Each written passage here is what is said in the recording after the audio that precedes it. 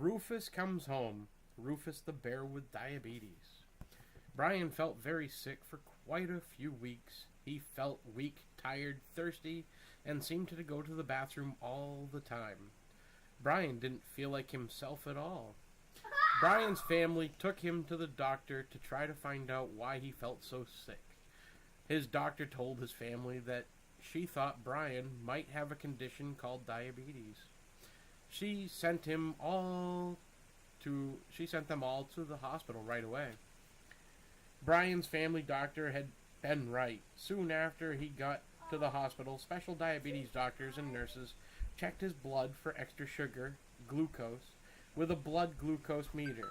Brian pricked his finger. The nurse helped him touch a drop of his blood to the test sensor. The test sensor drew the blood away from Brian's finger, and they waited for the meter to beep. They also took some blood from his arm and sent it to the laboratory for tests. Sure enough, Brian had too much sugar in his blood.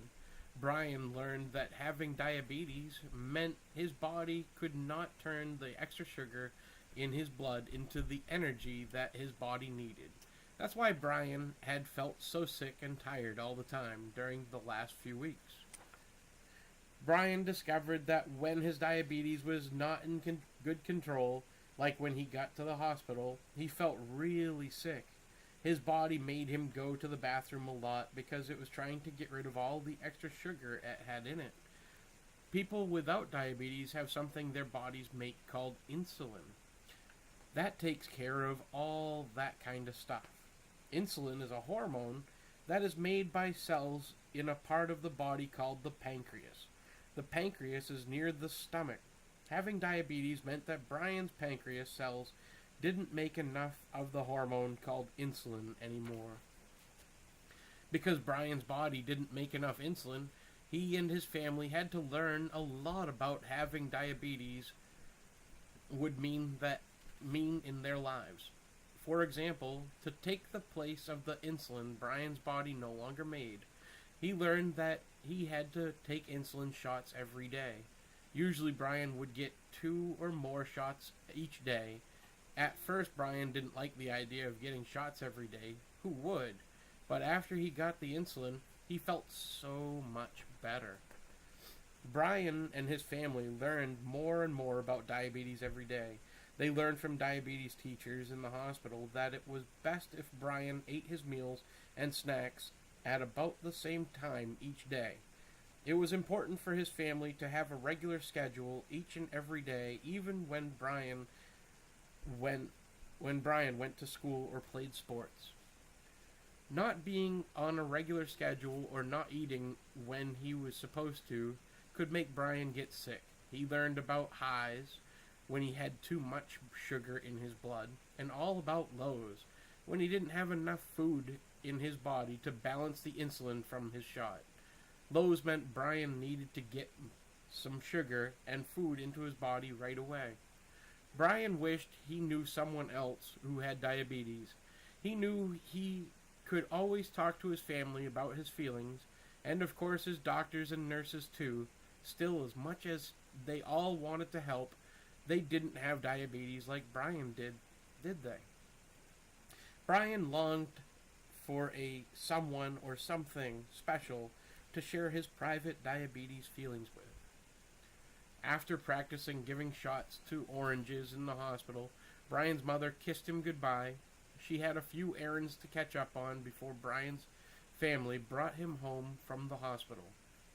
Besides, his grandmother was with him too, and Grandma was happy to sit and talk with him until Brian's mother got back into the hospital. It felt good to have Grandma there with him.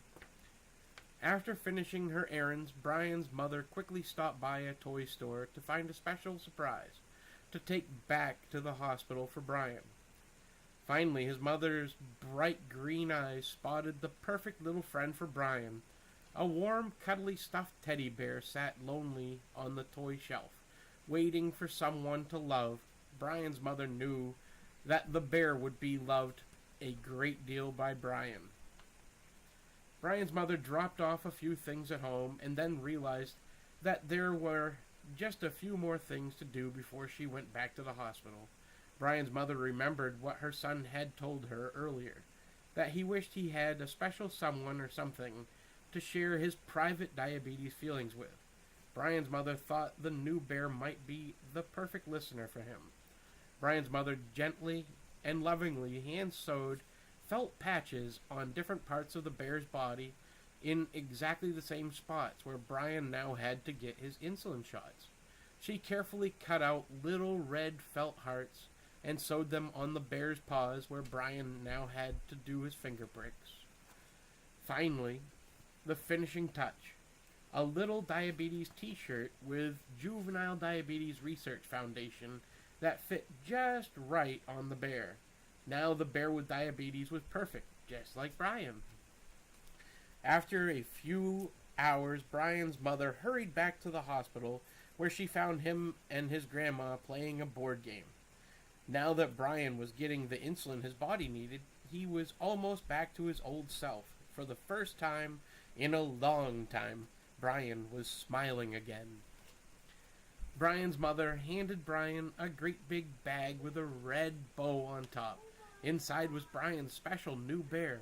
Brian pulled it out and hugged it with all his might. He named the bear Rufus, the bear with diabetes, right away. Brian couldn't wait until he could show his diabetes doctors and nurses his new bear. As soon as they came into his room, he showed them how he could not only test his own blood sugar now, but also Rufus's. Soon it was time for Brian's shot. This time it wasn't nearly so bad. Brian got his insulin shot first, then Rufus got his shot too.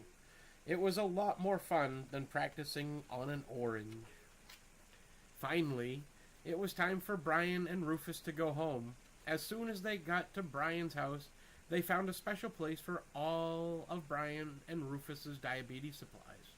Soon the whole family settled into their new routine. Whatever Brian did, Rufus did.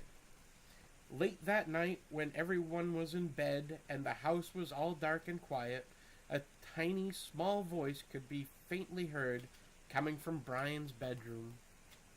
Brian's mother could hear her son whispering to his new friend Rufus.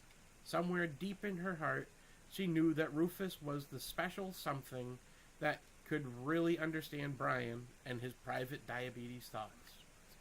Reassuring words could be heard echoing late into the night. A small boy and an even smaller bear somehow understood each other. Brian's mother finally, peacefully closed her eyes and gently fell asleep for the last time in many, many nights. Yes, everything would be all right. The end.